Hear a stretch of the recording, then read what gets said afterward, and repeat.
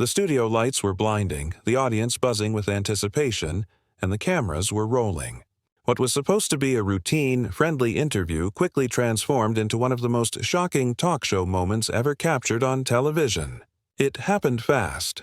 So fast that most people watching didn't realize what they were witnessing until the moment Samuel L. Jackson stood up, tore off his microphone, and walked off Jennifer Hudson's stage without looking back. But how did it come to this? Samuel L. Jackson, Oscar-nominated, globally respected, a man whose voice alone commands attention, did not show up that day looking for trouble. He came prepared to talk about his work, his legacy, and his passion for storytelling. Yet, sitting across from him was Jennifer Hudson, a host who wasn't smiling with warmth, but with precision, a smile hiding something sharp underneath. From the very first question, there was no welcome, no easing in, no respect, just an attack, a challenge, a provocation. It only took a few sentences for the atmosphere in the room to shift. The audience leaned forward. The air felt tighter, and for the first time in decades of televised interviews, Samuel L. Jackson's demeanor changed. Not the controlled power audiences knew, but something deeper, something colder. This was not an interview. This was a confrontation. And the moment it crossed the line, the world saw a side of Samuel L. Jackson that no talk show host ever expected to face. The stage was dressed in polished elegance, soft, golden lighting, a neatly arranged talk show desk, and an audience ready to clap on cue. Everything appeared normal. Everything appeared calm. But beneath that polished television shine, tension waited like a storm cloud that no one could see yet. Samuel L. Jackson walked onto the set with the ease of someone who had done this 1,000 times before. His presence alone commanded attention, the confidence, the stature, the legacy of decades in film and storytelling. He sat down, adjusted his jacket, and offered the audience a polite nod. He was here to promote his latest project, to connect with fans, to do what he had done countless times with grace and professionalism. Across from him sat Jennifer Hudson. Her smile was bright, dazzling even, the kind of smile that talk show hosts are trained to perfect. But there was something else there, something colder, sharper. Samuel noticed it before anyone else did. A stillness behind the eyes, a calculated posture. She wasn't here for small talk. The cameras blinked red. The studio fell silent.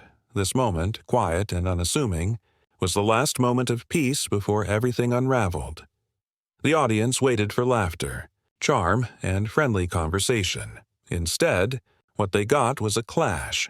Two powerful personalities, two clashing energies, and a confrontation that would soon spread across the internet like wildfire. No one in that room knew it yet, but they were about to witness television history. The cameras had barely finished focusing when Jennifer Hudson leaned forward, skipping the usual warm-up questions entirely. No greeting, no acknowledgement of Samuel's legendary career, no easing into the conversation. Just a straight, direct hit.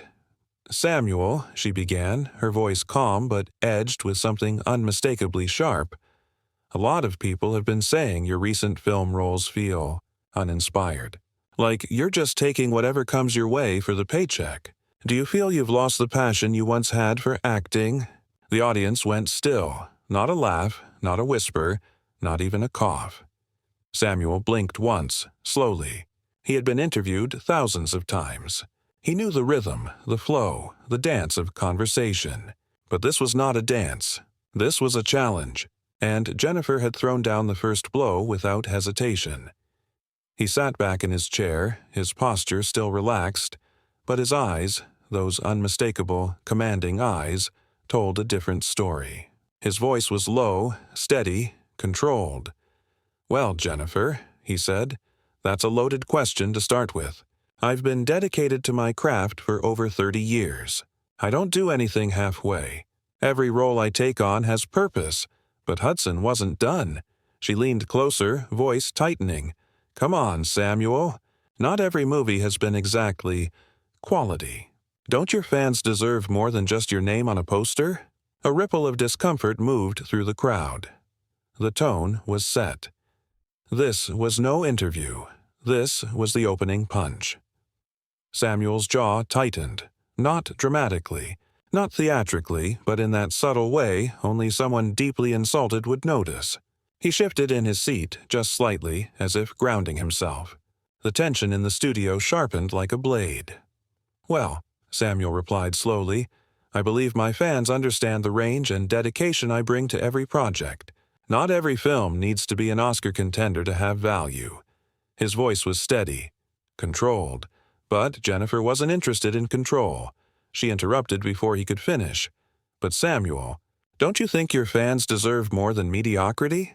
I mean, compared to your past, some of these recent films look like you're just showing up, saying your lines, and collecting the check." There it was, the careless dismissal of decades of work, the undermining of a legacy, a direct strike to his craft. The audience shifted, shoulders tensed, eyes widened. Everyone could feel the shift. Samuel leaned forward, his tone no longer calm, but precise, deliberate, and unmistakably intense. "Jennifer, I came here to talk about my new film. But if what you want is to question my integrity and my contribution to this industry, then we're having a very different conversation." Hudson smirked, sensing reaction, sensing fire. "Oh, I'm just asking what everyone else is thinking." The words hung in the air like gasoline. Samuel's posture changed. His voice lowered to that familiar, dangerous tone the world recognized instantly. "Careful," he said, and the studio held its breath. And then it happened.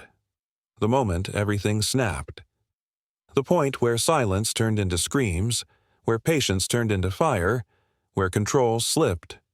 Completely. It didn't happen overnight. It never does. The tension had been building, stacking layer upon layer like bricks in a collapsing wall.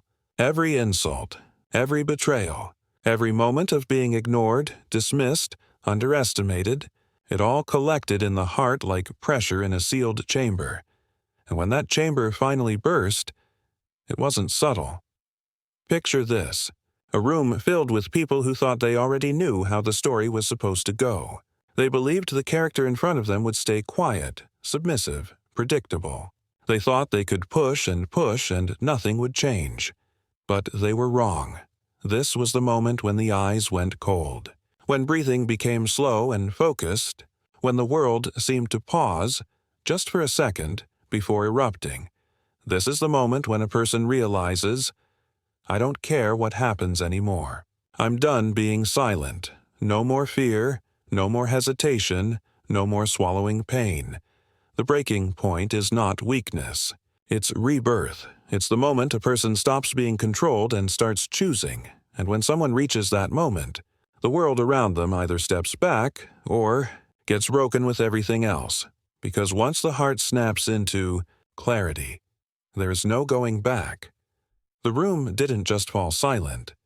It froze. Because when words become weapons, everyone knows the first strike decides everything.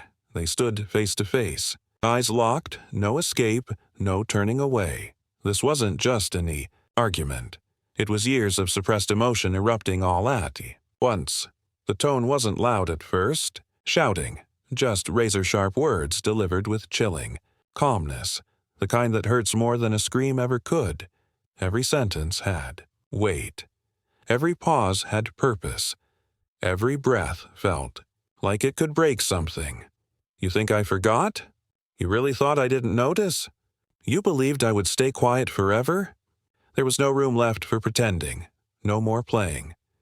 Polite, truth was spilling, unfiltered, unsoftened, undeniable. The other side tried to fight back, tried to twist the story, to rewrite history in real time. But once truth starts rolling, it becomes an avalanche. Voices rose, hands moved, faces flushed. You could feel the heat of the moment in the air. Thick, electric, dangerous. Someone in the background whispered, "Stop," before it goes too far, but it was already too far. This wasn't just about who was right, or who would win. This was about dignity, about wounds that never healed, about scars that were never acknowledged. The verbal clash wasn't noise, it was a reckoning. And after words like these are spoken, nothing ever returns to the way it was before. The studio air had shifted. Heavy, tense, suffocating. Camera operators froze in place. Producers stared wide-eyed behind the glass. No one dared to move. No one dared to breathe, because everyone knew. This was the moment Samuel L. Jackson's expression had changed, from fire to something colder, something final. His jaw tightened. His eyes locked forward with the kind of clarity that comes only when a decision has already been made. Jennifer Hudson, still seated, tried to regain control, tried to pull the moment back under the polished daytime TV smile. Samuel, let's just keep this professional. But he was already standing, not angry, not explosive, not loud, just done. And that's far more dangerous. Adjusted his jacket slowly, deliberately, like a man reclaiming his dignity piece by piece. He didn't look at the cameras. He didn't look at the audience. He didn't even look at her. He just said one line, quiet, clear, and devastating. I don't need this. Those 3 words hit harder than any shouting match ever could. Jennifer's face cracked, the confidence gone, replaced by shock, disbelief, and something that looked almost like regret. Almost. Producers scrambled. Stage managers panicked. Someone off-screen whispered, "Cut, cut, cut." But Samuel ignored them all. He stepped off the stage with the same presence he walked into Hollywood with decades ago, commanding, fearless, unapologetic. The door shut behind him, and the entire set sat frozen in the echo of his absence. Silence didn't just fill the studio, it swallowed it.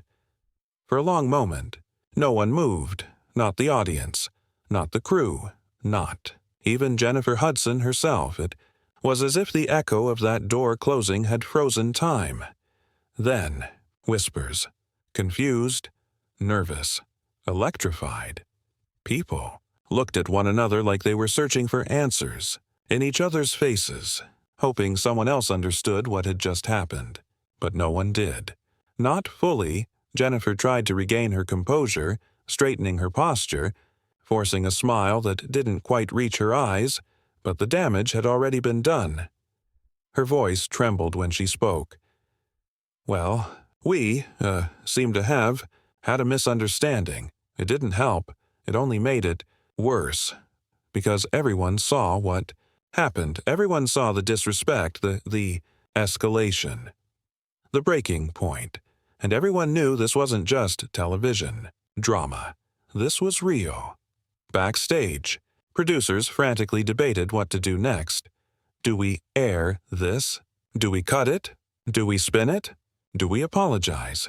Meanwhile, the internet was already waking up. Clips leaked, tweets ignited. Headlines formed themselves. Samuel L. Jackson walks out on Jennifer Hudson leave. Disrespect on daytime TV? Hollywood legend draws a line. Some sided with Samuel. Others defended Jennifer, but no one ignored it, because what took place wasn't just an argument. It was a moment, a shift, ripple powerful enough to shake daytime television itself. And the shockwave was only just beginning. In the end, it wasn't just about a disagreement. It wasn't just about harsh words exchanged on camera. This moment was bigger, deeper, more revealing than any scripted interview segment could ever deliver. Because what Samuel L. Jackson did wasn't just walk out of a studio. He drew a line that said, respect is not negotiable, legacy is not disposable, and dignity is not something you get to play with for entertainment. We live in a time where controversy is currency, where shock is strategy, and where emotional manipulation is often disguised as content. But there are still people, very few, but still some, who refuse to let their life's work be reduced to a viral moment. Samuel L. Jackson is one of those people. And Jennifer Hudson, she learned a lesson that day, not about ratings, not about performance, but about power. Because real power isn't loud, isn't flashy, it isn't attention. Real power is walking away. Walking away from disrespect. Walking away from provocation. Walking away from someone who tries to define your worth as the headlines fade and the online debates quiet down. One truth remains. Respect is earned every day. But once earned, once built over decades of sweat, failure, discipline, and relentless effort, it is something that no host, no producer, and no show has the right to take away. And Samuel L. Jackson made sure the world remembered that.